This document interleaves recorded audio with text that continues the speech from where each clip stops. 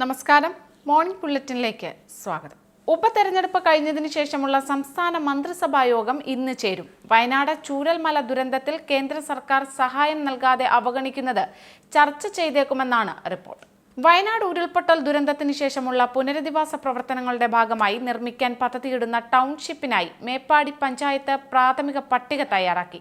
504 കുടുംബങ്ങളെയാണ് ആദ്യഘട്ട പട്ടികയിൽ ഉൾപ്പെടുത്തിയിരിക്കുന്നത്. മല്ലപ്പള്ളി പ്രസംഗത്തിൽ മന്ത്രി സജി ചെറിയാന് തിരിച്ചടിയായി ഹൈക്കോടതി വിധി. പോലീസ് റിപ്പോർട്ട് തള്ളിയ കോടതി പ്രസംഗത്തിൽ ക്രൈംബ്രാഞ്ച് അന്വേഷണം നടത്തണമെന്ന് ഉത്തരവിട്ടു. പാലക്കാട് പോളിംഗ് ശതമാനം കുറഞ്ഞതിന്റെ ആശങ്കയിലാണ് 3 മുന്നണികളും. 70.51% രേഖപ്പെടുത്തിയ പോളിംഗ്. അതേസമയം ശക്തി കേന്ദ്രങ്ങളിൽ പോളിംഗ് കുറഞ്ഞിട്ടില്ലെന്ന അവകാശവാദത്തിലാണ് UDF. നഗരസഭയിൽ പോളിംഗ് കൂടിയത് നേട്ടമാകുമെന്ന കണക്കുകൂട്ടലിലാണ് BJP. പ്രത്യേക രാഷ്ട്രീയ സാഹചര്യത്തിൽ പ്രതീക്ഷയോടെയാണ് ഇടതുമുന്നണിയും മുന്നോട്ടു പോകുന്നത്. മലയാള സിനിമയിൽ വില്ലൻ കഥാപാത്രങ്ങളെ അവതരിപ്പിച്ച് ശ്രദ്ധേയനായ നടൻ മേഘനാഥൻ അന്തരിച്ചു. കോഴിക്കോട്ടെ സ്വകാര്യ ആശുപത്രിയിലായിരുന്നു അന്ത്യം. ശ്വാസകോശ സംബന്ധമായ അസുഖങ്ങളെ തുടർന്ന് ചികിത്സയിലായിരുന്നു അദ്ദേഹം. ചെങ്കോൽ, ഈ പുഴയും കടന്ന്, പഞ്ചാഗ്നി, ചമയം, ഉത്തമൻ, ഉയരങ്ങൾ തുടങ്ങി ഒട്ടേറെ സിനിമകളിൽ അഭിനയിച്ചു. നടൻ ബാലൻ K നായരുടെ മകനാണ്.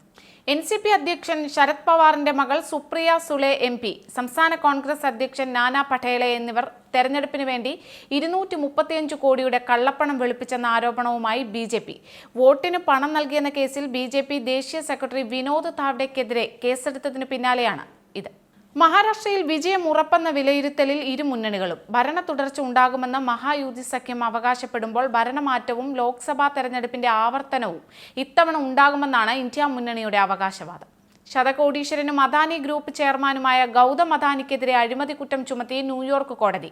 സൗരോർജ്ജ കരാറുകൾ ലഭിക്കുന്നതിനായി ഇന്ത്യൻ ഉദ്യോഗസ്ഥർക്ക് $250 ദശലക്ഷം കൈക്കൂലി നൽകിയെന്നതാണ് കുറ്റം.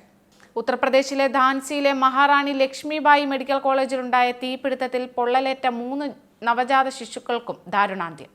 രക്ഷപ്പെട്ട നവജാത ശിശുക്കൾ ചികിത്സയ്ക്കിടെ പനി ബാധിച്ചാണ് മരിച്ചത്. ഖലിസ്ഥാൻ ഭീകരൻ ഹർദീപ് സിംഗ് നിജ്ജറിന്റെ കൊലപാതകത്തിൽ വീണ്ടും പോർമുഖം തുറന്ന് ഇന്ത്യയും കാനഡയും.